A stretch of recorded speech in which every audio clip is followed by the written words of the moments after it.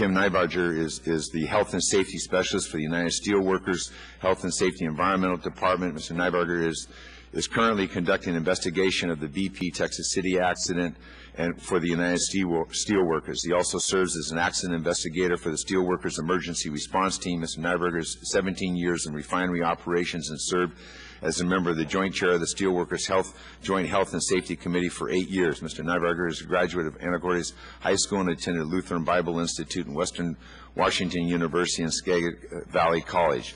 Mr. Chairman and members of the committee, thank you for the opportunity to appear before you this morning. My name is Kim Nibarger.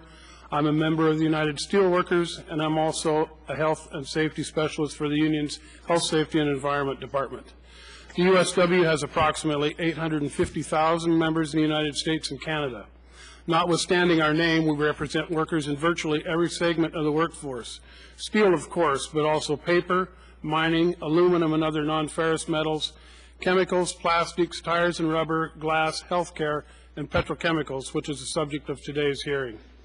Our members work in very dangerous environments where worker safety is key.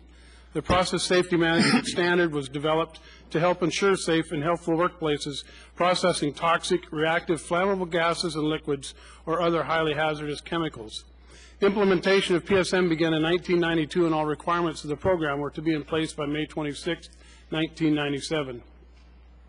There were a number of devastating accidents in the petrochemical industry that precipitated this legislation. Unfortunately, these accidents continue to take place. The explosion at the BP facility in Texas City resulted in 15 fatalities and more than 170 injuries. This was but one of a handful of incidents that take the lives of workers in the petrochemical industry every month. The reason these go unnoticed is that they usually happen 1 or 2 fatalities at a time, or the affected workers are contract employees who do not get connected with the proprietary employers. Unfortunately, it takes a major event like the one we saw in Texas City for these incidents to get any real notice. In fact, prior to the BP explosion, there was 1 worker fatality every 16 months for 30 years at the Texas City facility. The number of releases of highly hazardous chemicals, in particular hydrocarbons, that do not find an ignition source is estimated to be 98%.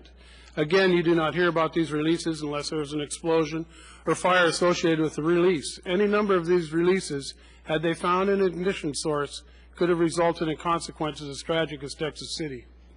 The refinery that I worked for in Anacortes, Washington, released approximately 27,000 pounds of propane and propylene as light hydrocarbons in April of 2006.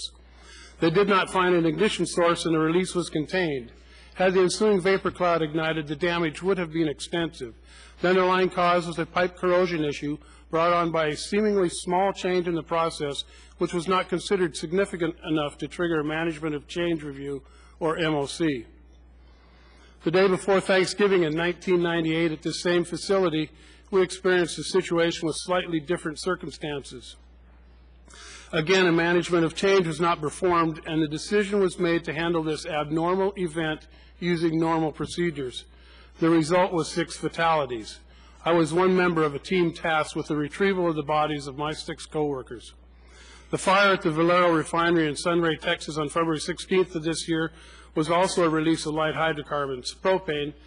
With this release, found an ignition source almost immediately that resulted in a serious fire, but did minimal damage compared to the potential damage from a vapor cloud forming and then igniting. There could have easily been as many fatalities in any of these instances as there were in Texas City, but the circumstances were slightly different. Since the beginning of 2007, Valero has had a total of 8 incidents, ranging from loss of utilities that resulted in production cutbacks and flaring to 4 incidents that caused fires. This is a pattern repeated all too often. In the U.S., from January 1st through February 16th of this year, there have been 43 incidents of pipeline leaks, chemical releases, plant upsets, and fires.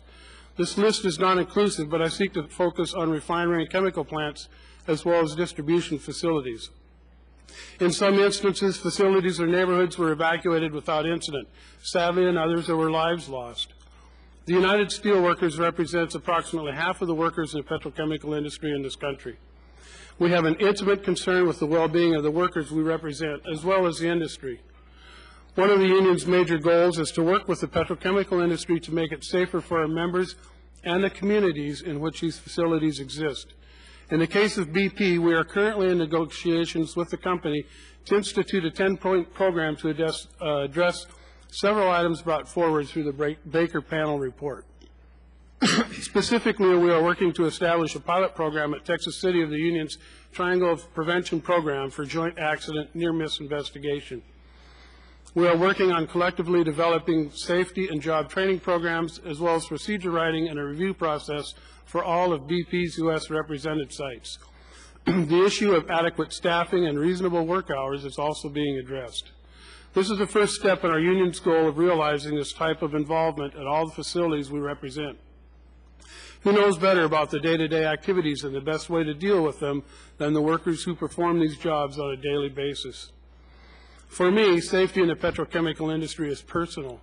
My USW responsibilities involve me in prevention and investigation of industrial fatalities on a daily basis. The focus of everything we do is to eliminate deaths in the workplace. When I no longer have to investigate workplace fatalities, I will be the happiest person alive. Thank you again for the opportunity to testify this morning.